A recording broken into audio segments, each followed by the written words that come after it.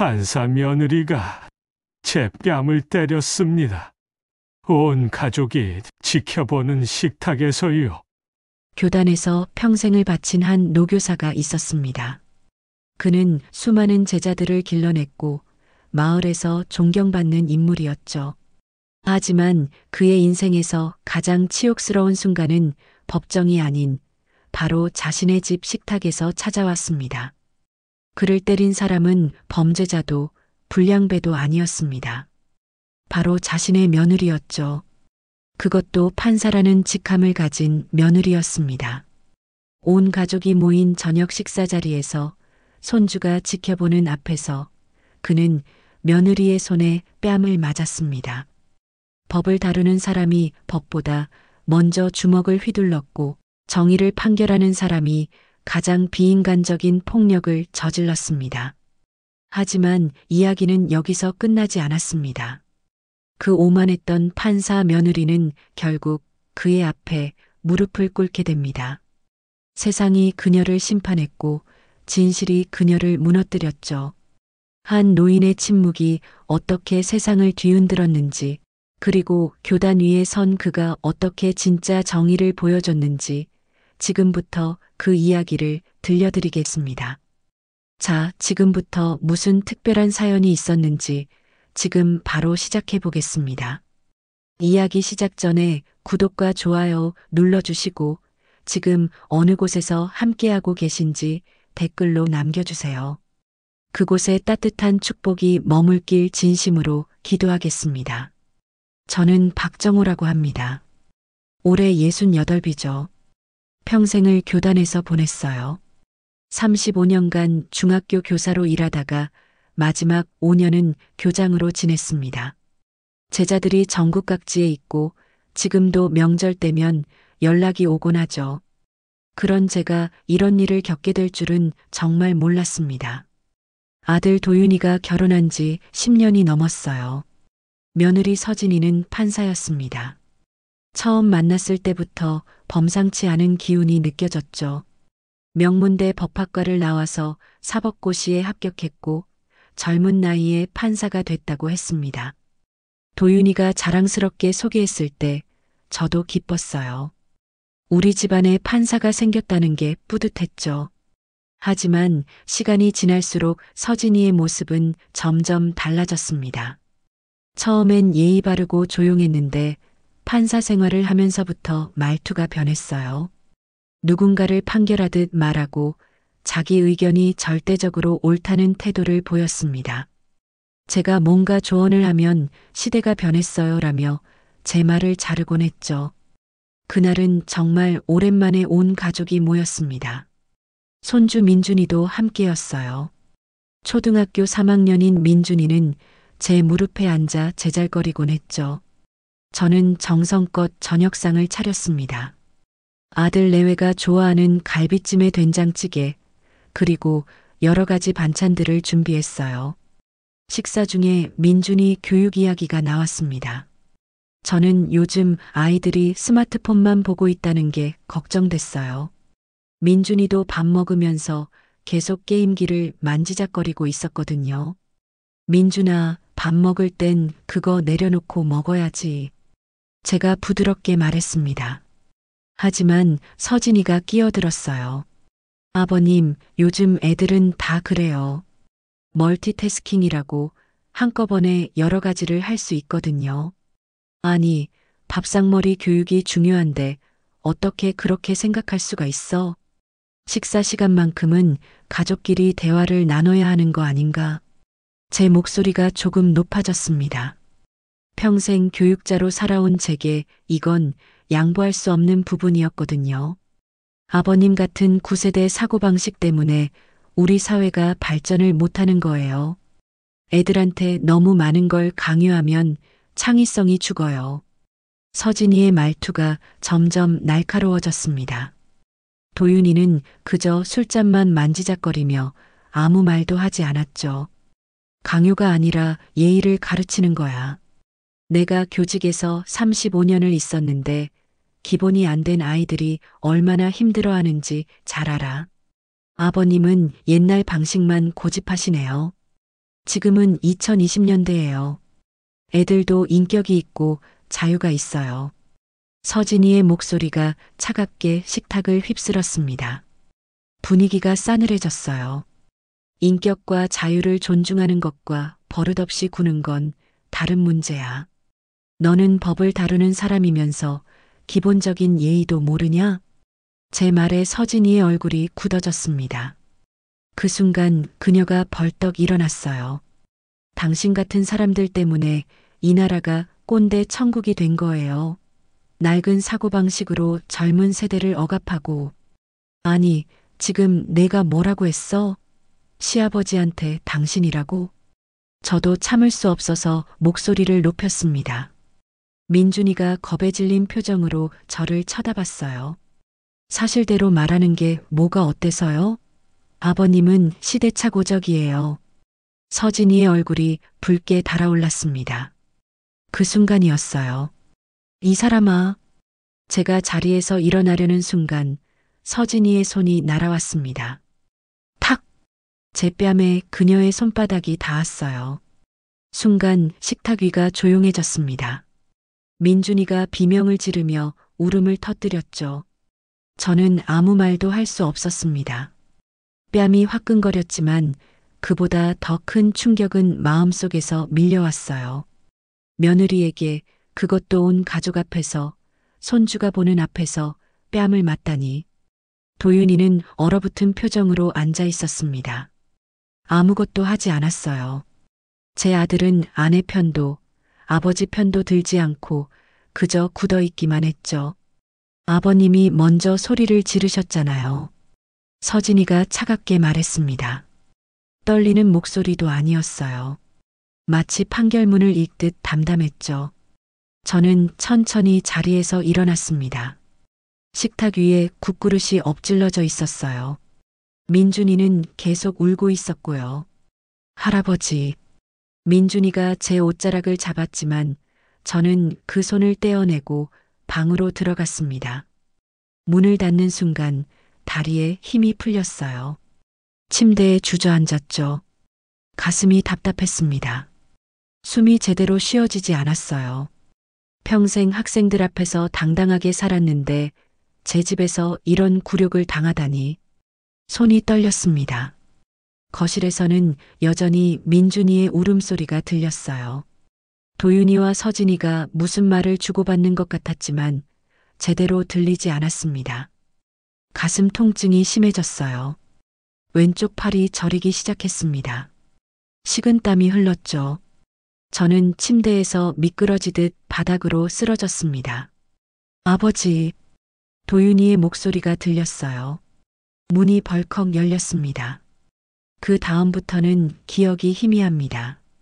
구급차 사이렌 소리, 응급실의 하얀 천장, 의사의 목소리들이 뒤섞였죠.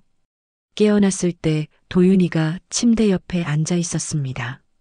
눈이 충혈돼 있었어요. 아버지, 괜찮으세요? 서진이는? 제가 물었습니다. 도윤이는 대답하지 않았어요. 그저 고개를 떨구고 있었죠. 나중에 알게 됐습니다. 서진이는 경찰 조사를 받았다고 해요. 하지만 그녀는 감정적으로 대응했을 뿐이라며 별것 아닌 듯 말했다고 했죠. 심지어 시아버지가 먼저 폭언을 했다고 주장했다고 합니다. 저는 병원에서 이틀을 보냈습니다. 퇴원하는 날 도윤이가 조심스럽게 말했어요. 아버지, 잠깐 시골에 좀 내려가 계시는 게 어떨까요? 언론에서 관심을 보이고 있어서. 언론? 네, 판사 가정폭력 사건이라고 기사가 나갔어요. 제 사연이 세상에 알려진 겁니다. 하지만 저는 그게 중요하지 않았어요. 그저 이 모든 게 견딜 수 없이 부끄러웠습니다. 도윤이의 권유로 저는 시골 마을로 내려왔습니다. 제가 젊은 시절 첫 발령을 받았던 곳이었어요. 그때 그 학교는 이미 폐교가 된 지 오래였죠. 하지만 건물은 남아 있었고 숙직실도 그대로였습니다. 짐을 풀면서도 마음이 무거웠어요. 68배 나이에 제 집도 아닌 곳으로 피신을 온 셈이었으니까요.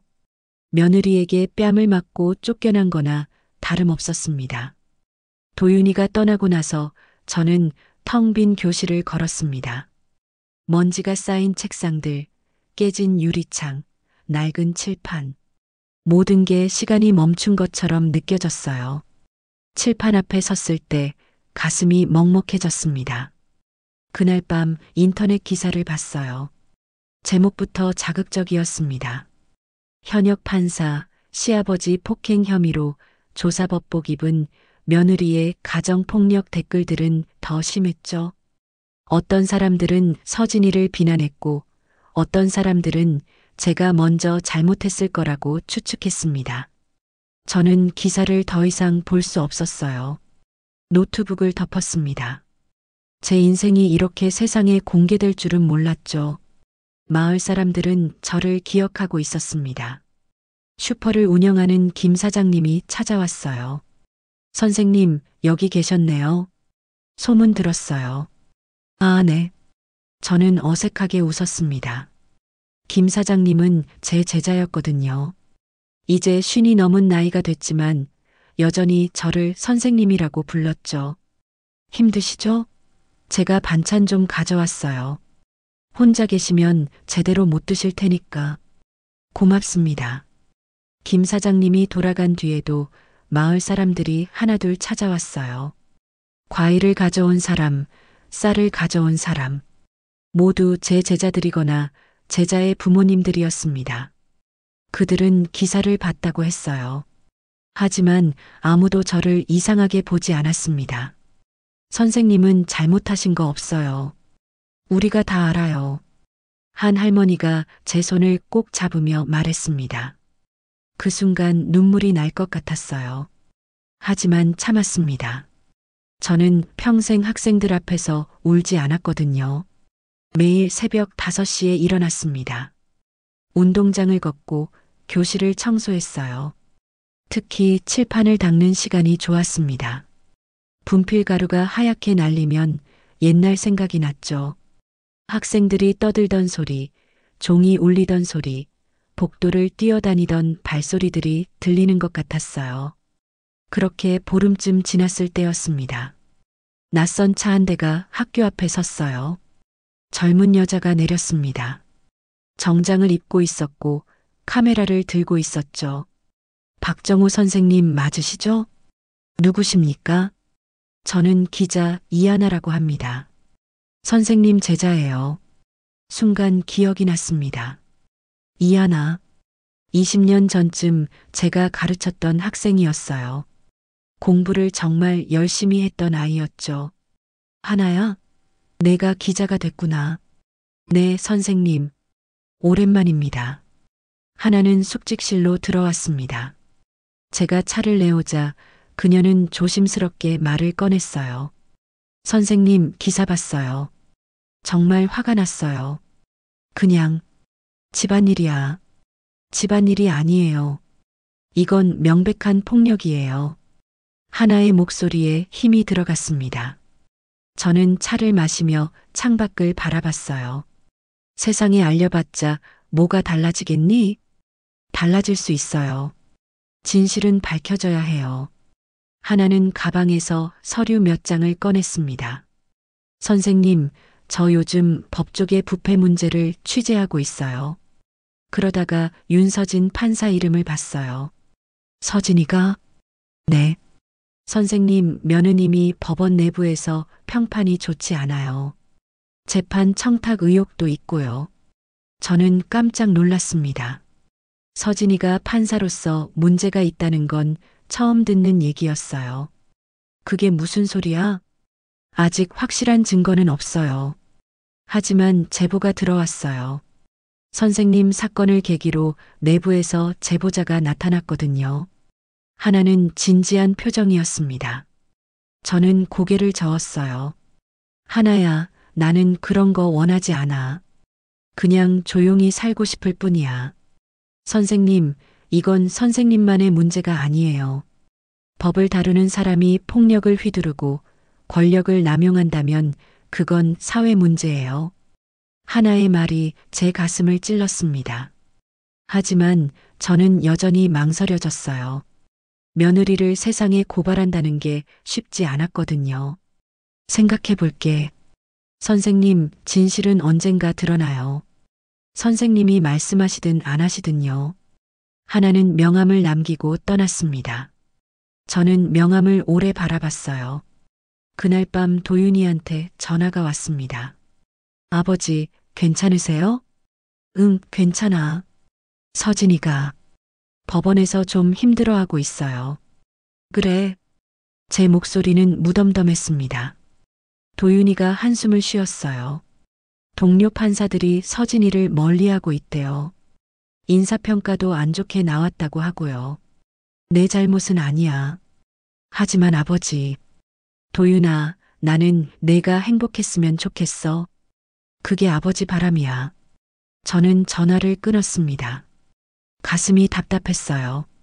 아들은 여전히 서진이 편이었습니다. 아니, 어느 편도 아니었죠. 그저 상황을 모면하고 싶어 하는 것 같았어요. 며칠 뒤 또 다른 제자가 찾아왔습니다. 60이 넘은 박 할아버지였어요. 50년 전 제가 처음 이 학교에 왔을 때 가르쳤던 학생이었죠. 선생님, 제가 예전에 법원 경비로 일했어요. 그랬구나. 선생님, 며느님 얘기 들었어요. 법원에서 그 양반 소문이 안 좋았어요.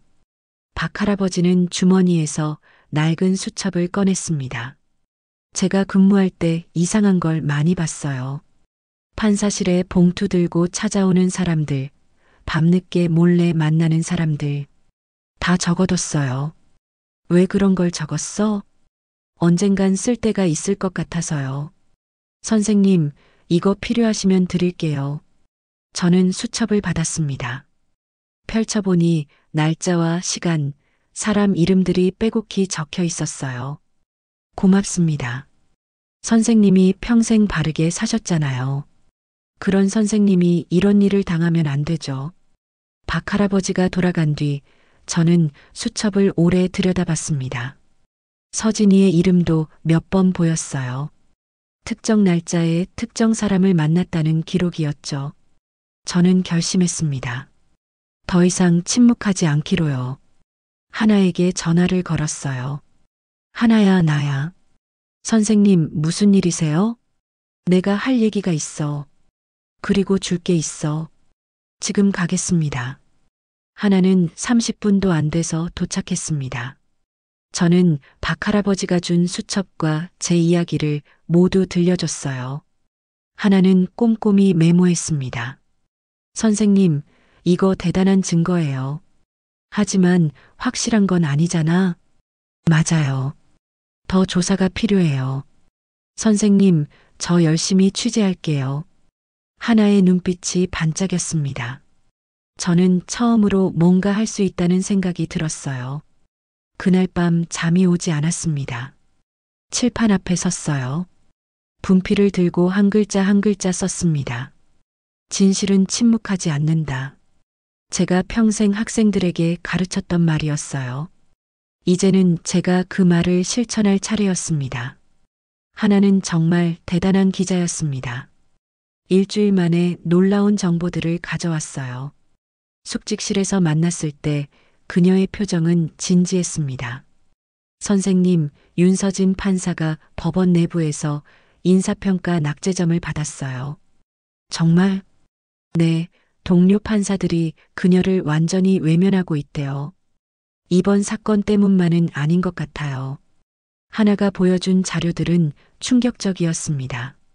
서진이는 평소에도 동료들과 마찰이 많았다고 해요. 오만한 태도, 독단적인 판결, 윗사람에게만 잘 보이는 행동들이 문제였다고 했죠. 더 심각한 게 있어요. 하나가 또 다른 서류를 꺼냈습니다. 익명의 제보가 들어왔어요. 재판 청탁 의혹이에요. 구체적인 날짜와 사건 번호까지 적혀 있어요. 저는 서류를 천천히 읽었습니다. 특정 재판에서 서진이가 부당한 판결을 내렸다는 내용이었어요. 그 재판 당사자 중 한 명이 고위 공직자의 친척이었다고 했습니다. 이게 사실이야? 아직 확인이 필요해요. 하지만 제보자가 법원 내부 사람이에요. 신빙성이 높아요. 제 손이 떨렸습니다. 며느리가 판사로서 잘못을 저질렀다니. 저는 그저 가정 내 문제라고만 생각했는데 이건 차원이 다른 문제였어요. 선생님, 이 문제를 파헤쳐도 될까요? 하나가 조심스럽게 물었습니다.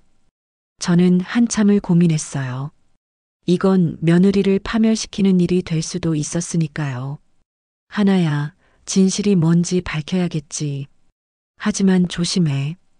확실한 증거 없이는 보도하면 안 돼. 알겠습니다, 선생님. 하나가 떠난 뒤 저는 오래 생각했습니다. 복수하고 싶은 마음은 없었어요. 하지만 잘못된 건 바로 잡아야 한다고 생각했죠. 며칠 뒤 마을 사람들이 웅성거렸습니다. 인터넷에 또 기사가 났다고 했어요. 저는 도서관에 가서 컴퓨터로 기사를 찾아봤습니다. 현역 판사 재판 청탁 의혹 제기 윤서진 판사 내부 고발 문건 유출. 기사는 구체적이었어요. 특정 재판 번호와 날짜, 관련자들의 이름까지 나와 있었습니다. 댓글은 순식간에 수천 개가 달렸죠. 법을 다루는 사람이 법을 어기네요. 이래서 사법부를 못 믿는 거예요. 시아버지 때린 것도 모자라 비리까지. 여론이 들끓기 시작했습니다. 저는 기사를 보면서 복잡한 심정이었어요. 제가 원한 건 이게 아니었는데 상황이 너무 커져버렸죠. 그날 저녁 도윤이한테서 전화가 왔습니다. 목소리가 떨리고 있었어요. 아버지, 무슨 일이에요? 서진이가 지금 난리예요. 무슨 난리? 법원에서 긴급 조사가 들어갔대요. 재판 청탁 의혹 때문에요. 아버지, 혹시 아버지가 뭔가 하신 거예요? 도윤이의 목소리에는 원망이 섞여 있었습니다. 저는 천천히 대답했어요. 나는 진실만 말했을 뿐이야. 진실요? 아버지가 서진이를 망치려고 하시는 거예요? 도윤아, 내 아내가 잘못한 게 있다면 그건 밝혀져야 하는 거 아니냐? 아버지는 가족이 뭔지 모르세요. 도윤이가 소리쳤습니다. 그리고 전화를 끊어버렸어요. 저는 한참을 멍하니 앉아 있었습니다. 교실로 나갔어요. 칠판 앞에 서서 분필을 들었습니다. 아무 글자도 쓰지 못했어요. 그저 허공에 분필을 대고 있을 뿐이었죠. 다음 날 하나가 급하게 찾아왔습니다. 선생님, 큰일 났어요. 무슨 일이야? 윤서진 판사의 상급자였던 김도현 부장판사가 언론사에 압박을 넣고 있어요. 기사를 내리라고 협박하고 있대요. 그럴 수가. 하지만 저는 이미 모든 증거를 해외 클라우드에 백업해놨어요. 그들이 막을 수 없어요. 하나는 당당했습니다. 저는 그 모습이 든든하면서도 걱정됐어요. 하나야, 내가 다칠 수도 있어. 조심해야 해. 선생님, 전 기자예요. 진실을 밝히는 게 제 일이에요. 그날 오후 저는 옛 동료 교사들을 만났습니다. 제가 교장으로 재직할 때 함께 일했던 선생님들이었어요. 커피숍에 모인 5명의 선생님들은 모두 분노하고 있었습니다. 정호 선생, 우리가 도울 게 있으면 말해요. 수학을 가르치던 최 선생님이 말했습니다. 사실 제가 교육청에 아는 사람이 있어요. 법조계 쪽 인맥도 좀 있고요. 국어를 가르치던 박 선생님도 거들었어요. 우리가 연합해서 기자회견을 여는 게 어때요? 교육자로서 법조계의 부패를 고발하는 거죠. 아니야, 내가 이 일에 여러분까지 끌어들일 순 없어. 제가 손을 저었지만 선생님들은 단호했습니다. 정호 선생, 이건 선생님만의 문제가 아니에요. 사회 정의의 문제예요. 결국 저희는 함께 움직이기로 했습니다. 박 할아버지가 준 수첩, 하나가 모은 자료들, 그리고 제 증언을 모두 정리했어요. 준비하는 동안 민준이 생각이 자꾸 났습니다. 손주는 지금 어떻게 지내고 있을까? 학교에서 힘들진 않을까? 저는 민준이한테 전화를 걸고 싶었지만 참았어요. 일주일 뒤 기자회견 날이 잡혔습니다. 하나가 주선해준 장소였어요. 전날 밤 도윤이가 찾아왔습니다. 얼굴이 수척해져 있었어요. 아버지, 제발 그만하세요. 도윤아, 서진이가 무너지고 있어요. 매일 악몽을 꾸고 약을 먹어요. 민준이도 학교에서 괴롭힘을 당하고 있어요. 그건 내 아내가 저지른 일 때문이야. 제 목소리는 단호했습니다. 도윤이가 무릎을 꿇었어요. 아버지, 가족이잖아요. 가족끼리 이러면 안 돼요. 도윤아, 일어서거라. 가족이라고 해서 잘못을 덮을 순 없어. 내가 평생 학생들한테 뭐라고 가르쳤는지 알지? 하지만 정직하게 살라고 했어. 잘못하면 책임지라고 했어. 나는 내가 가르친 대로 살 거야. 도윤이는 울면서 돌아갔습니다. 저도 그날 밤 잠을 이루지 못했어요. 기자회견장에는 예상보다 많은 기자들이 모였습니다. 카메라가 수십 대나 됐어요. 저는 떨리는 손으로 준비한 원고를 읽었습니다. 판사 로비 의혹에 대한 구체적인 증거들이 공개됐어요. 박 할아버지의 수첩, 내부 제보 문건, 재판 기록들, 모든 게 서진이를 향하고 있었습니다. 기자회견이 끝나자마자 인터넷이 들끓었어요. 실시간 검색어 1위에 서진이 이름이 올랐습니다. 방송에서도 긴급 뉴스로 다뤘죠. 법원, 윤서진 판사 긴급조사 착수 판사 로비 의혹, 진실은? 여론은 분노했습니다. 법을 다루는 사람이 법을 어겼다는 사실에 사람들은 배신감을 느꼈어요. 저는 숙직실로 돌아왔습니다. 텔레비전을 켰어요. 뉴스에서 서진이 얼굴이 나왔습니다. 법원을 나오는 그녀는 고개를 숙이고 있었어요. 그 모습을 보니 가슴이 아팠습니다. 복수하고 싶었던 건 아니었는데, 그저 진실을 밝히고 싶었을 뿐인데, 창밖을 바라봤어요. 별이 총총했습니다. 저는 칠판 앞으로 갔습니다. 분필을 들고 한 글자씩 썼어요. 정의는 때론 아프다. 그날 밤 저는 처음으로 소리내어 울었습니다. 기자회견 다음 날부터 상황이 급변했습니다. 하나한테서 다급한 전화가 왔어요. 선생님, 큰일 났어요. 제가 일하는 언론사에 압력이 들어왔어요. 무슨 압력? 김도연 부장판사 측에서 변호사를 보냈대요. 명예훼손으로 고소하겠다고 협박하고 있어요. 하나의 목소리가 떨리고 있었습니다. 저는 가슴이 철렁했어요. 하나야, 괜찮겠니? 저는 괜찮아요. 증거가 확실하니까요. 하지만 회사에서 압박이 심해요. 기사를 내리라고 하고 있어요. 그럼 어떻게 해? 선생님, 저 이미 준비했어요. 모든 자료를 해외 서버에 백업해놨어요. 그들이 국내 언론을 막아도 소용없어요. 하나는 정말 똑똑한 기자였습니다. 저는 안도의 한숨을 쉬었어요. 조심해야 해. 그 사람들이 어떻게 나올지 몰라. 알겠습니다, 선생님. 그날 오후 마을 이장님이 찾아왔습니다. 표정이 심각했어요. 선생님, 이상한 사람들이 마을에 나타났어요. 이상한 사람들? 네, 정장 입은 남자들이 여기저기 돌아다니면서 선생님에 대해 물어보고 있어요. 뭔가 약점을 찾으려는 것 같아요. 저는 놀랐습니다. 이미 그쪽에서 움직이기 시작한 거였어요. 이장님, 걱정 끼쳐드려서 죄송합니다. 무슨 말씀을 하세요? 마을 사람들 모두 선생님 편이에요. 그 사람들한테 아무도 입 열지 않을 겁니다. 이장님의 말에 힘이 났습니다. 하지만 동시에 두려웠어요. 상대는 권력을 가진 사람들이었으니까요. 저녁 무렵 옛 동료 최 선생님한테서 전화가 왔습니다. 정호 선생, 교육청 측에서 연락이 왔어요. 기자회견 건으로 문제 삼지 말라고 압력을 넣고 있대요. 교육청에까지? 네, 김도연 부장판사가 교육청 관계자랑 친분이 있나 봐요. 하지만 걱정 마세요. 우리는 이미 은퇴한 몸이에요. 협박이 통하지 않아요. 최 선생님의 말이 든든했습니다. 하지만 이 일이 점점 커지고 있다는 게 부담스러웠어요. 밤이 되자 하나가 다시 전화했습니다. 이번엔 목소리에 흥분이 섞여 있었어요. 선생님, 대박이에요. 제보가 또 들어왔어요. 무슨 제보? 김도연 부장판사가 증거를 은폐하려고 했다는 제보예요.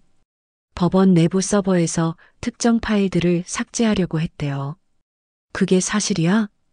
S 담당자가 제보했어요. 삭제 명령을 받았는데 양심상 할 수 없어서 백업해놨대요. 저는 숨이 막혔습니다. 이건 단순한 개인 비리가 아니었어요. 조직적인 은폐였죠. 하나야, 이거 위험한 거 아니야? 위험하죠. 하지만 이제 멈출 수 없어요. 선생님, 내일 이 내용을 보도할 거예요. 조심해라. 다음 날 아침 인터넷이 폭발했습니다. 부장판사 증거 은폐 시도, 법원 내부 서버 조작 의혹 기사 제목들이 쏟아졌어요. 법원은 긴급 대책회의를 열었다고 했습니다. 김도연 부장판사는 출근하지 않았대요. 여론은 더욱 들끓었죠. 저는 텔레비전 뉴스를 봤습니다. 법원 앞에서 시민들이 시위하고 있었어요. 법 위에 법조인 처벌하라, 사법부 적폐청산 플래카드들이 보였습니다. 그 모습을 보니 가슴이 복잡했어요. 제가 시작한 일이 이렇게 커질 줄은 몰랐거든요. 오후에 도윤이가 찾아왔습니다. 얼굴이 창백했어요. 아버지, 만족하세요? 도윤아. 서진이가 완전히 무너졌어요. 직무 정지됐어요. 검찰 조사도 받아야 해요. 도윤이의 목소리는 떨리고 있었습니다. 그건 내 아내가 저지른 일 때문이야. 아버지는 가족보다 정의가 더 중요하세요? 정의 없는 가족은 의미가 없어. 제 대답에 도윤이가 비웃었습니다. 아버지 때문에 민준이가 학교에서 전학 압력을 받고 있어요. 친구들이 다 떠났어요. 그것도 정의예요? 그 말에 제 가슴이 철렁했습니다. 손주까지 고통받고 있다니. 민준이가, 네, 할아버지. 민준이가 매일 울어요. 엄마 때문에, 할아버지 때문에 학교에서 놀림받는다고요. 도윤이가 소리쳤습니다. 저는 아무 말도 할 수 없었어요. 아버지, 이제 그만하세요. 제발이요. 도윤이는 울먹이며 돌아갔습니다. 저는 한참을 그 자리에 서 있었어요. 저녁에 교실로 나갔습니다. 칠판 앞에 섰지만 분필을 들 수가 없었어요. 민준이 얼굴이 자꾸 떠올랐거든요. 그때 누군가 교실 문을 두드렸습니다. 낯선 남자였어요. 정장을 입고 있었죠. 박정호 선생님이십니까? 누구십니까? 저는 김도연 부장판사의 변호사입니다. 남자가 명함을 내밀었습니다. 저는 받지 않았어요. 무슨 일로 오셨습니까? 선생님, 이 일을 여기서 끝내시죠. 선생님도 저희도 더 이상 손해볼 필요 없지 않습니까? 무슨 소리입니까? 합의금을 드리겠습니다. 선생님께서 기자회견 내용을 번복하시고 조용히 지내신다면 상당한 금액을 드리겠습니다. 저는 어이가 없었습니다. 돈으로 진실을 묻으려 한다니. 돌아가십시오. 선생님, 현명한 선택을 하시길 바랍니다. 이 일이 더 커지면 선생님 가족도 더 힘들어질 겁니다. 남자의 말에는 협박이 섞여 있었습니다. 나가시라고 했습니다. 제가 소리치자 남자는 비웃듯 웃었어요. 후회하실 겁니다. 남자가 떠난 뒤 저는 주저앉았습니다. 다리에 힘이 풀렸어요. 하나한테 전화했습니다. 하나야, 방금 변호사가 다녀갔어. 합의금을 주겠다고 하더구나. 선생님, 그들이 흔들리고 있다는 증거예요. 우리가 이기고 있어요. 하지만 민준이가, 선생님, 지금 멈추면 모든 게 물거품이에요. 선생님이 참아온 굴욕도 우리가 모은 증거도 다 의미 없어져요. 하나의 말이 맞았습니다. 하지만 손주 생각에 마음이 약해졌어요. 그날 밤 잠을 이룰 수 없었습니다. 민준이 얼굴이 자꾸 떠올랐죠. 제가 하는 일이 정말 옳은 건지 혼란스러웠어요. 새벽에 일어나 운동장을 걸었습니다. 하늘에 별이 가득했어요. 문득 학생들을 가르치던 시절이 생각났습니다. 선생님, 정의가 뭐예요? 한 학생이 물었던 적이 있어요. 저는 이렇게 대답했죠. 정의는 쉬운 길이 아니라 옳은 길을 선택하는 거란다. 제 대답이 떠올랐습니다. 저는 결심했어요. 끝까지 가기로요. 아침에 하나한테 전화했습니다. 하나야, 계속 진행해. 멈추지 마. 선생님, 이건 내 선택이야. 후회하지 않을 거야. 전화를 끊고 칠판 앞에 섰습니다. 분필을 들고 썼어요. 정의는 고통이다. 하지만 침묵은 죄다. 그날 오후 뉴스에서 김도연 부장판사가 사표를 제출했다는 소식이 나왔습니다. 증거 은폐 시도가 확인됐다고 했어요. 저는 텔레비전을 보며 조용히 한숨을 쉬었습니다. 싸움의 반은 끝났지만 제 마음은 여전히 무거웠어요. 김도연 부장판사의 사표 제출 이후 상황은 빠르게 진행됐습니다. 검찰이 본격적인 수사에 착수했어요. 서진이도 소환 조사를 받게 됐죠. 하나가 찾아왔을 때 그녀의 표정은 착잡했습니다. 선생님, 윤서진 판사가 검찰 조사에서 모든 혐의를 부인했대요. 그래. 네, 자기는 아무 잘못도 없다고 주장하고 있어요. 재판 청탁도 받은 적 없고 부당한 판결도 없었다고요. 저는 한숨을 쉬었습니다. 아직도 서진이는 인정하지 않고 있었던 거예요. 하지만 선생님, 결정적인 증거가 나왔어요. 하나가 태블릿을 꺼내 보여줬습니다. 영상이었어요. 이게 뭐야? 법원 내부 CCTV 영상이에요. 제보자가 제공했어요. 영상을 재생하자 서진이가 보였습니다. 법원 복도였어요. 낯선 남자가 서진이에게 봉투를 건넸죠. 서진이는 주위를 살피더니 재빨리 받아서 가방에 넣었습니다. 이게 언제 찍힌 거야? 6개월 전이에요. 그때 있었던 재판이 바로 문제가 된 사건이에요. 저는 영상을 보며 말문이 막혔습니다. 명백한 증거였어요. 이 영상이 공개되면 윤서진 판사는 끝이에요. 하나의 말이 무겁게 가라앉았습니다. 저는 복잡한 심정이었어요. 며느리가 완전히 무너지는 걸 보게 되는 거니까요. 언제 공개할 거야? 내일 저녁 뉴스에 나갈 예정이에요. 그날 밤 저는 잠을 이룰 수 없었습니다. 서진이 얼굴이 자꾸 떠올랐어요. 처음 만났을 때 그녀는 밝게 웃었었죠. 언제부터 저렇게 변한 걸까요? 다음 날 저녁 저는 텔레비전 앞에 앉았습니다. 뉴스가 시작됐어요. 법조계를 뒤흔든 판사 비리 사건의 결정적 증거가 공개됐습니다. 앵커의 목소리가 무거웠습니다. 화면에 영상이 나왔어요. 서진이가 돈봉투를 받는 장면이 선명하게 보였죠. 해당 영상은 법원 내부 CCTV에 포착된 것으로 윤서진 판사가 재판 당사자로부터 금품을 수수하는 모습이 담겨 있습니다. 저는 숨이 막혔습니다. 이제 돌이킬 수 없는 지경까지 온 거예요. 다음 날 아침 모든 신문이 이 소식을 일면에 실었습니다. 판사 금품 수수 영상 공개 법복 입은 범죄자 제목들이 자극적이었어요. 판사협회는 즉시 서진이의 직무를 정지시켰습니다. 검찰은 구속영장을 청구했다고 했죠. 도윤이한테서 전화가 왔습니다. 목소리가 완전히 망가져 있었어요. 아버지, 서진이가 자살 시도를 했어요. 뭐라고? 다행히 제가 발견해서 살았어요. 지금 병원에 있어요. 제 손이 떨렸습니다. 전화기를 떨어뜨릴 뻔했죠. 어느 병원이야? 아버지는 오지 마세요. 서진이가 아버지를 보면 더 힘들어할 거예요. 도윤이가 전화를 끊었습니다. 저는 주저앉았어요. 가슴이 찢어지는 것 같았습니다. 제가 원한 건 이게 아니었어요. 며느리가 죽으려고 할 정도로 몰아붙이고 싶었던 게 아니었죠. 교실로 나갔습니다.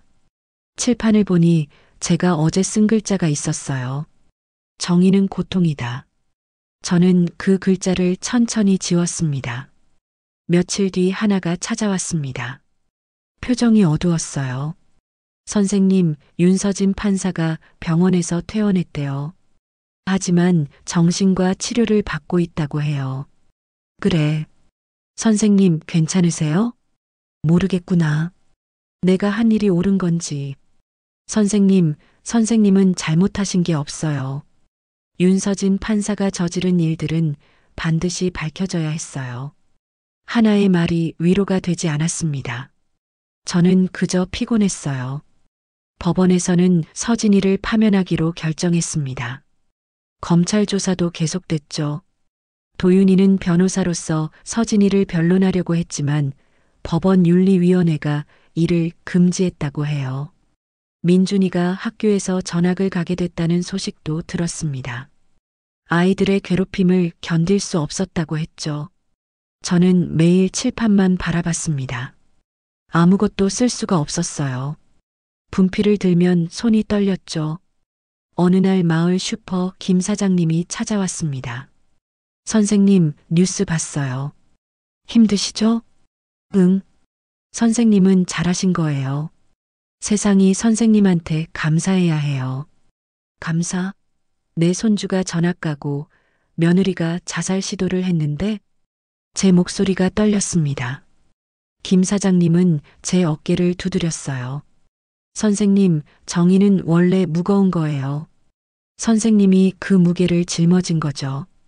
김 사장님이 떠난 뒤에도 그 말이 귓가에 맴돌았습니다. 일주일 뒤 서진이가 언론 앞에 섰습니다. 기자회견이었어요. 저는 텔레비전으로 봤습니다. 서진이는 완전히 다른 사람 같았어요. 머리는 푸석했고 얼굴은 수척했죠. 눈에는 생기가 없었습니다. 제가 모든 혐의를 인정합니다. 서진이의 목소리가 떨렸습니다. 재판 청탁을 받았고 금품을 수수했습니다. 판사로서, 인간으로서 용서받을 수 없는 일을 저질렀습니다. 그녀가 고개를 숙였어요. 카메라 플래시가 터졌죠. 시아버님께 정말 죄송합니다. 제가 저지른 일들을 용서해달라고 할 자격도 없습니다. 서진이가 울기 시작했습니다. 저도 모르게 눈물이 났어요. 저는 모든 재산을 기부하겠습니다. 그리고 법이 정한 처벌을 받겠습니다. 기자회견이 끝났습니다. 저는 텔레비전을 껐어요. 가슴이 너무 아팠습니다. 창밖을 보니 해가 지고 있었어요. 운동장에 석양이 비쳤죠. 저는 천천히 일어나 교실로 갔습니다. 칠판 앞에 섰어요. 분필을 들었습니다.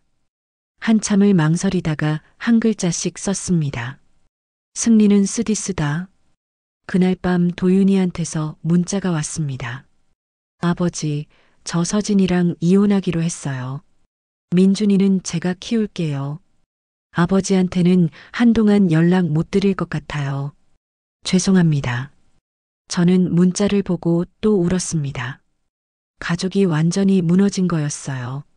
마을 사람들은 저를 영웅처럼 대했습니다. 하지만 저는 영웅이 아니었어요. 그저 가족을 잃은 노인일 뿐이었죠.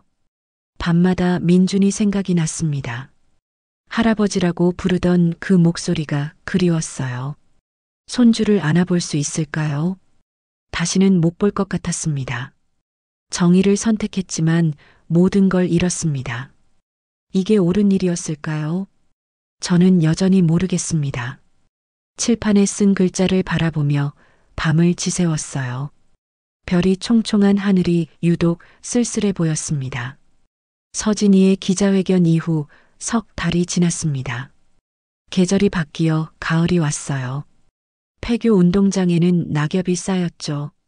저는 여전히 매일 칠판을 닦았습니다. 하지만 예전처럼 마음이 평온하지 않았어요. 밤마다 민준이 꿈을 꿨습니다. 도윤이한테서는 연락이 없었어요. 아들과도 손주와도 완전히 멀어진 것 같았습니다. 어느 날 오후였습니다. 교실에서 책을 읽고 있는데 밖에서 발소리가 들렸어요. 누군가 운동장을 걷고 있었죠. 창문으로 보니 여자 한 명이 천천히 걸어오고 있었습니다. 검은 옷을 입고 있었어요. 가까이 오자 얼굴이 보였습니다. 서진이었습니다. 저는 숨이 멎는 것 같았어요. 며느리가 여기까지 찾아올 줄은 몰랐거든요. 서진이는 교실 앞까지 왔습니다. 문 앞에서 한참을 망설이더니 조심스럽게 문을 열었어요. 시아버님, 그녀의 목소리는 떨리고 있었습니다. 저는 아무 대답도 하지 않았어요. 그저 바라만 봤죠. 서진이는 예전 모습이 아니었습니다. 얼굴은 더 수척해졌고 눈가에는 다크서클이 짙었어요. 머리는 단정하게 묶었지만 힘이 없어 보였죠. 들어와도 될까요? 들어오세요. 제 목소리도 떨렸습니다. 서진이가 천천히 교실로 들어왔어요. 그녀는 칠판을 보더니 멈춰 섰습니다. 칠판에는 제가 오늘 아침에 쓴 글자가 있었어요. 용서는 자신을 위한 것이다. 서진이가 그 글자를 오래 바라봤습니다. 그러더니 갑자기 무릎을 꿇었어요. 시아버님, 죄송합니다. 저는 놀랐습니다. 며느리가 제 앞에서 무릎을 꿇다니. 일어나세요. 아니에요. 저는 일어날 자격이 없어요. 서진이가 고개를 숙였습니다. 어깨가 떨리고 있었어요. 제가 정말 잘못했어요. 시아버님께 손을 댄 것도 판사로서 저질렀던 일들도 모두 제 잘못이에요. 눈물이 바닥에 떨어졌습니다. 서진이는 울고 있었어요. 저는 교만했어요. 판사라는 지위에 취해서 사람들을 무시했어요. 시아버님의 말씀도 도윤이의 충고도 다 무시했죠. 저는 의자에 앉았습니다. 다리에 힘이 없었거든요. 그날 식탁에서 시아버님 뺨을 때렸을 때 저는 제가 뭘 하는지도 몰랐어요. 분노에 눈이 멀었죠. 하지만 그건 변명이에요. 용서받을 수 없는 일이었어요.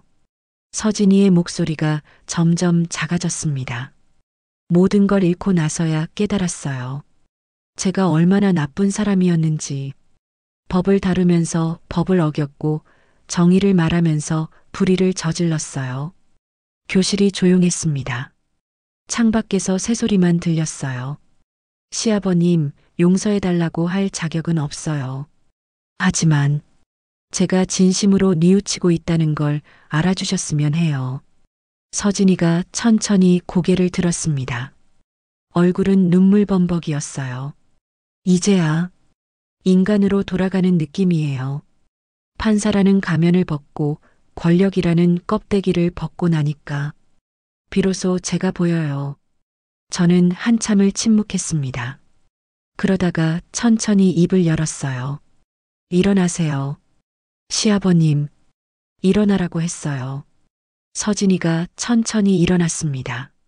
저도 일어나서 그녀와 마주 섰어요. 서진 씨, 네, 시아버님.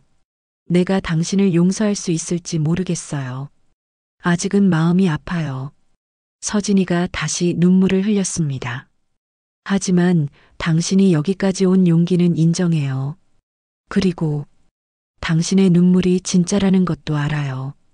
시아버님, 저는 칠판을 가리켰습니다. 저기 뭐라고 써 있죠? 용서는 자신을 위한 것이다. 맞아요. 내가 당신을 용서하는 건 당신을 위한 게 아니에요. 나를 위한 거죠. 증오를 품고 살기엔 내 남은 인생이 너무 짧아요. 서진이가 흐느꼈습니다. 이제 내가 가르칠 차례야. 뭘 가르치라는 말씀이세요? 당신이 겪은 일들을, 교만이 어떻게 사람을 망치는지, 권력이 얼마나 위험한지, 그걸 다른 사람들한테 가르쳐요. 서진이가 멍하니 저를 바라봤습니다. 저 같은 사람이 뭘 가르칠 수 있겠어요? 실패한 사람이야말로 최고의 스승이에요. 당신의 경험이 누군가에게는 경고가 될 수 있어요. 제 말에 서진이가 천천히 고개를 끄덕였습니다. 그리고 민준이요? 손주한테 엄마로서 제대로 된 모습을 보여줘요. 넘어졌으면 다시 일어서는 모습을요. 서진이가 또 울었습니다. 이번엔 소리내어 울었어요. 한참 뒤 서진이가 진정했습니다. 저는 차를 끓여 건넸어요. 시아버님, 저 모든 재산을 기부했어요. 그리고 사회봉사 명령을 받았어요. 알고 있어요. 뉴스에서 봤어요. 청소년 범죄 예방 교육을 하고 있어요. 아이들한테 제 이야기를 해줘요. 어떻게 잘못된 길로 갈 수 있는지요. 잘하고 있네요. 처음엔 아이들이 저를 비웃었어요. 하지만 점점 귀 기울이더라고요. 제 진심이 전해진 것 같아요. 서진이의 얼굴에 미소가 번졌습니다. 오랜만에 보는 진짜 미소였어요. 시아버님, 도윤이랑은 이혼했어요. 알아요. 하지만 민준이는 자주 만나요. 도윤이가 배려해줘서요. 민준이한테 엄마가 잘못했지만 다시 노력하고 있다는 걸 보여주고 싶어요. 도윤이는 좋은 사람이에요. 네, 제가 그걸 너무 늦게 알았어요. 해가 기울었습니다. 교실에 석양이 들어왔어요. 시아버님, 저 이제 가볼게요. 오늘 봉사활동이 있어서요. 그래요. 조심해서 가요. 서진이가 일어섰습니다. 문 앞에서 다시 한번 깊이 고개를 숙였어요. 시아버님, 정말 감사합니다. 그리고 죄송합니다. 서진 씨. 네. 다음에 민준이 데리고 와요. 할아버지가 손주 얼굴 좀 봐야지. 서진이가 환하게 웃었습니다. 눈물이 또 났지만 이번엔 행복한 눈물 같았어요. 네, 꼭 데리고 올게요. 서진이가 떠나고 저는 혼자 남았습니다.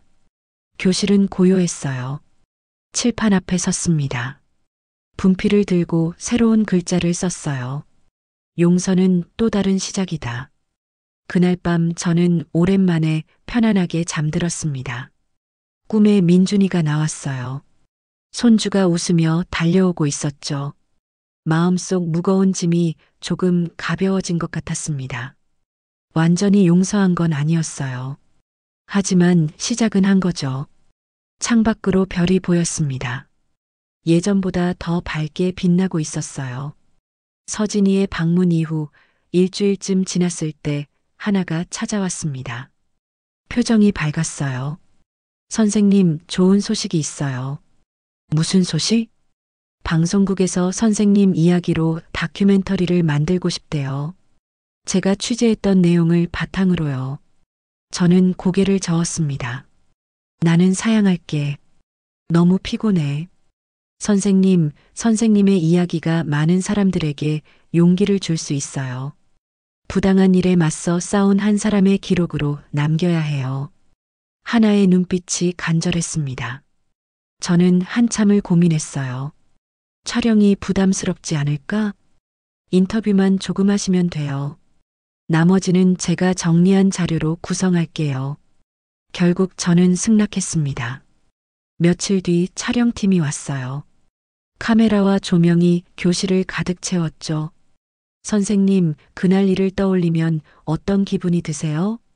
하나가 카메라 앞에서 물었습니다. 지금도 가슴이 아파요. 하지만 후회하지는 않아요. 침묵하는 것보다 진실을 밝히는 게 옳다고 생각했으니까요. 선생님께 정의란 무엇인가요? 정의는 쉽지 않은 거예요. 때론 사랑하는 사람을 잃게 만들기도 하죠. 하지만 그럼에도 불구하고 해야 하는 일이에요.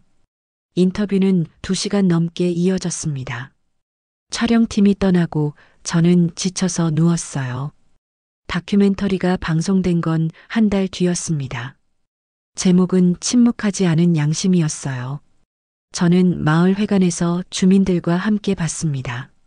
화면에는 제 모습이 나왔어요. 칠판을 닦는 모습, 운동장을 걷는 모습, 인터뷰하는 모습. 낯설었습니다. 하나의 목소리가 나레이션으로 흘렀어요. 한 노교사는 가족의 폭력 앞에서 침묵하지 않았습니다. 그는 진실을 선택했고 그 대가로 모든 것을 잃었습니다. 하지만 그의 용기는 썩어가던 법조계에 경종을 울렸습니다. 다큐멘터리는 제 이야기뿐만 아니라 법조계 부패 문제까지 다뤘어요. 서진이의 사건이 얼마나 심각한 문제였는지, 그리고 그것이 어떻게 바뀌어가고 있는지를 보여줬죠. 마지막 장면은 제가 칠판에 글씨를 쓰는 모습이었습니다. 진실은 침묵하지 않는다. 방송이 끝나자 마을 사람들이 박수를 쳤어요. 저는 부끄러워서 고개를 숙였습니다. 다음 날부터 전국에서 편지가 쏟아졌습니다. 제자들, 동료 교사들, 심지어 전혀 모르는 사람들까지 편지를 보냈어요. 선생님 덕분에 용기를 얻었습니다. 저도 직장에서 부당한 일을 고발할 용기가 생겼어요. 선생님은 이 시대의 진정한 교육자입니다. 편지를 읽으며 눈물이 났습니다. 제가 한 일이 헛되지 않았다는 생각이 들었어요. 한 달 뒤 교육계에서 연락이 왔습니다. 제 이름으로 장학재단을 만들고 싶다고 했어요. 박정호 교육관이라는 이름으로 어려운 학생들을 돕고 싶습니다. 재단 관계자가 찾아와서 말했습니다.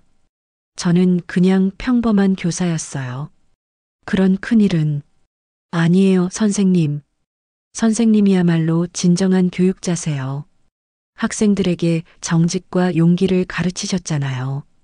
저는 결국 허락했습니다. 조건이 하나 있었어요. 제가 공식 석상에는 나가지 않을게요. 대신 제자들한테 편지로 소통하고 싶어요. 알겠습니다. 장학재단 설립식에는 수백 명이 모였다고 해요. 저는 가지 않았습니다. 대신 편지를 보냈죠. 사랑하는 제자들에게 여러분이 정직하게 살기를 바랍니다. 쉬운 길보다 옳은 길을 선택하길 바랍니다. 여러분의 선생 박정호. 그 무렵 서진이한테서 연락이 왔습니다. 시아버님, 저 청소년 범죄 예방 강사로 정식 채용됐어요. 축하해요. 제 강의 영상이 인터넷에서 화제가 됐대요. 한 판사가 어떻게 추락했는지, 그리고 어떻게 다시 일어서려고 하는지를 솔직하게 얘기했거든요. 서진이의 목소리에는 희망이 담겨 있었습니다. 아이들이 제 이야기를 듣고 변하는 걸 봐요. 누군가에게 도움이 되는 게 이렇게 기쁜 일인지 몰랐어요. 잘하고 있어요. 계속 그렇게 해요. 시아버님, 다음 주에 민준이 데리고 가도 될까요? 그래요. 할아버지가 기다릴게요. 일주일 뒤 서진이가 민준이를 데리고 왔습니다. 손주는 많이 컸어요. 처음엔 낯을 가렸지만 금방 저한테 달려왔죠. 할아버지, 민준아 많이 컸네. 저는 손주를 꼭 안았습니다. 눈물이 날 것 같았어요. 할아버지, 나 새 학교에서 친구 많이 사귀었어. 그래, 잘했네. 엄마가 요즘 착해졌어. 나한테 미안하다고 했어. 민준이가 천진난만하게 웃었습니다. 저는 서진이를 봤어요. 그녀도 미소 짓고 있었죠. 우리는 함께 운동장을 걸었습니다. 민준이가 낙엽을 주우며 뛰어다녔어요. 시아버님, 도윤이도 요즘 편안해 보여요. 이혼하고 나서 오히려 관계가 좋아졌어요. 그래요? 네, 서로 부담 없이 민준이 문제로만 대화하니까 편하대요. 저도 그래요. 다행이네요. 시아버님 덕분이에요. 시아버님이 진실을 밝혀주지 않았다면 저는 계속 썩어갔을 거예요. 교실로 돌아왔을 때 민준이가 칠판 앞에 섰습니다. 할아버지, 나도 못 써도 돼? 그럼 써봐. 민준이가 분필을 들고 한 글자씩 썼어요. 할아버지 사랑해요. 그 순간 제 눈에서 눈물이 흘렀습니다. 참을 수가 없었어요. 할아버지, 왜 울어? 아니야, 먼지가 들어가서 그래. 민준이가 웃으며 제 손을 잡았습니다. 작고 따뜻한 손이었어요. 해가 지고 그들이 떠날 시간이 됐습니다. 민준이가 손을 흔들며 말했어요. 할아버지, 다음 주에 또 올게. 그래, 할아버지가 기다릴게. 차가 떠나는 걸 보며 저는 오래 서 있었습니다. 가슴이 따뜻했어요.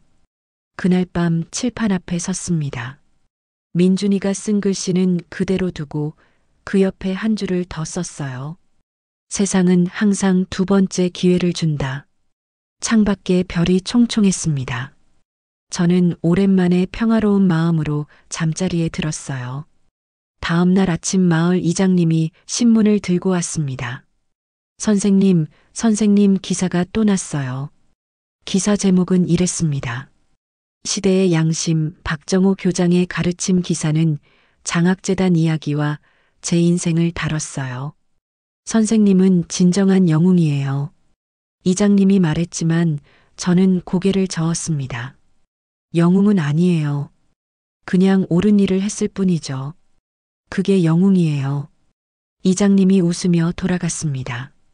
저는 신문을 접고 다시 칠판을 닦기 시작했어요. 평범한 하루가 다시 시작됐습니다. 하지만 이제는 마음이 가벼웠어요. 그렇게 시간이 흘렀습니다. 봄이 오고 여름이 지나고 가을이 왔어요. 계절은 변했지만 저는 여전히 폐교에 머물렀습니다. 매일 아침 칠판을 닦고 운동장을 걸었어요. 민준이는 일주일에 한 번씩 찾아왔습니다. 때로는 서진이와 함께, 때로는 도윤이와 함께 왔죠. 장학재단은 순조롭게 운영됐습니다. 어려운 학생들이 장학금을 받고 공부할 수 있게 됐어요. 제자들이 재단 운영을 도와줬습니다.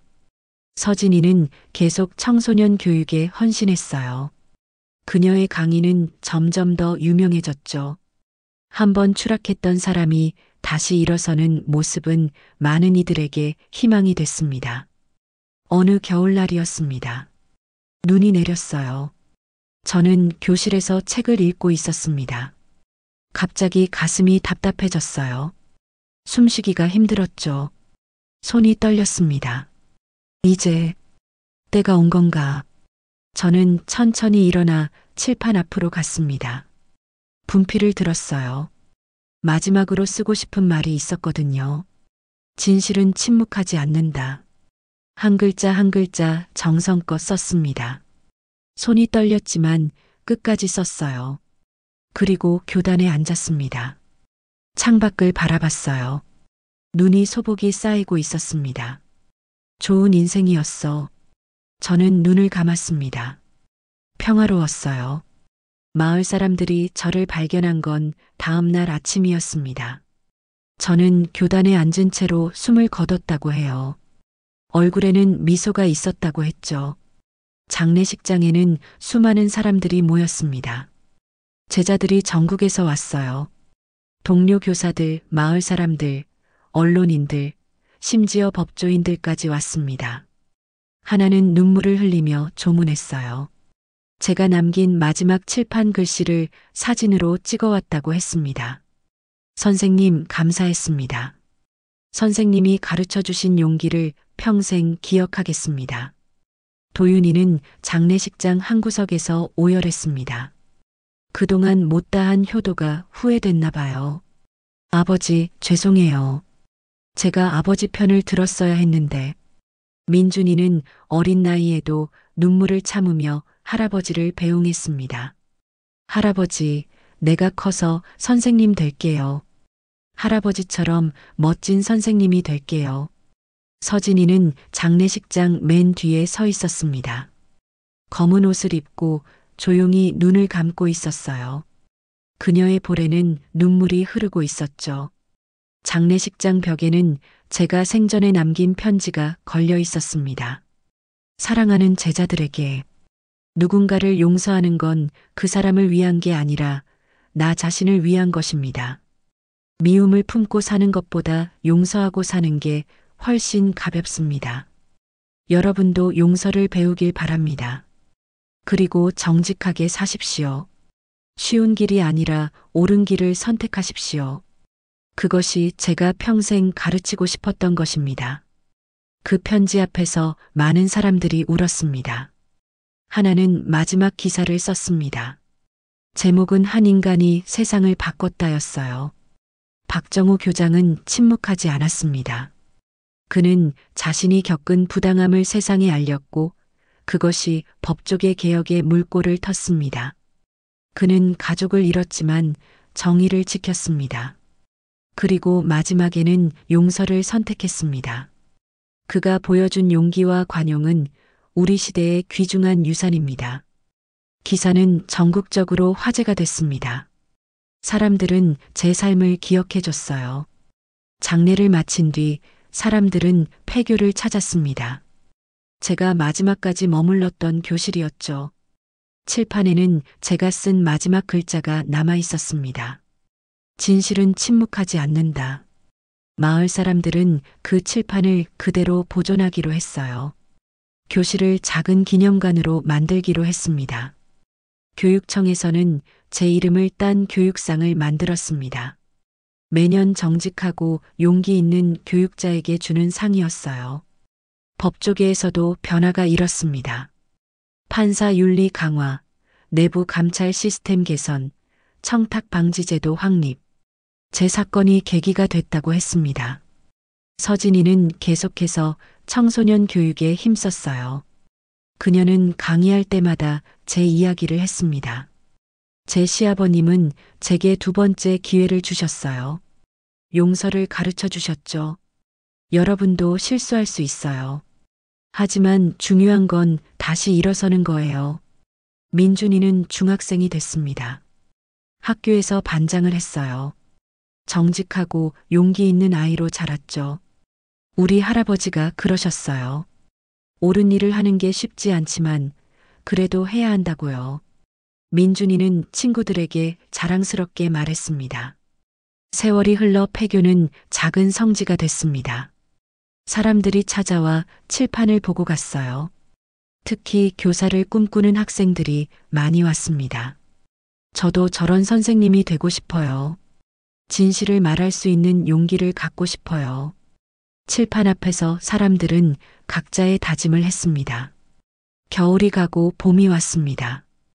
폐교 운동장에 꽃이 폈어요. 민준이가 서진이, 도윤이와 함께 찾아왔습니다. 할아버지, 저 이번에 전교 1등 했어요. 민준이가 칠판을 보며 말했습니다. 물론 제 대답은 없었죠. 하지만 세 사람은 교실에 오래 앉아 있었어요. 아버지, 제가 아버지를 진정으로 이해하게 됐어요. 도윤이가 칠판을 향해 말했습니다. 시아버님, 감사합니다. 제게 사람이 되는 법을 가르쳐 주셔서요. 서진이도 고개를 숙였습니다. 창문 사이로 햇살이 쏟아졌습니다. 교실은 따뜻했어요. 하얀 분필 가루가 공중에 흩날렸습니다. 마치 제 영혼이 그들을 축복하는 것 같았죠. 그렇게 이야기는 끝이 났습니다. 하지만 제가 남긴 가르침은 계속될 것입니다. 진실은 침묵하지 않습니다. 정의는 포기하지 않습니다. 그리고 용서는 새로운 시작을 만듭니다. 여러분도 기억해 주세요. 옳은 일을 하는 건 쉽지 않습니다. 때론 모든 걸 잃을 수도 있죠. 하지만 그럼에도 불구하고 해야 합니다. 그것이 제가 박정호가 평생 가르치고 싶었던 것입니다. 여러분은 어떻게 생각하시나요? 부당한 일 앞에서 침묵하시겠습니까? 아니면 용기를 내시겠습니까? 댓글로 여러분의 생각을 들려주세요. 그리고 이 이야기가 의미 있었다면 좋아요와 구독 부탁드립니다. 여러분의 관심이 더 많은 감동 스토리를 만드는 힘이 됩니다. 감사합니다.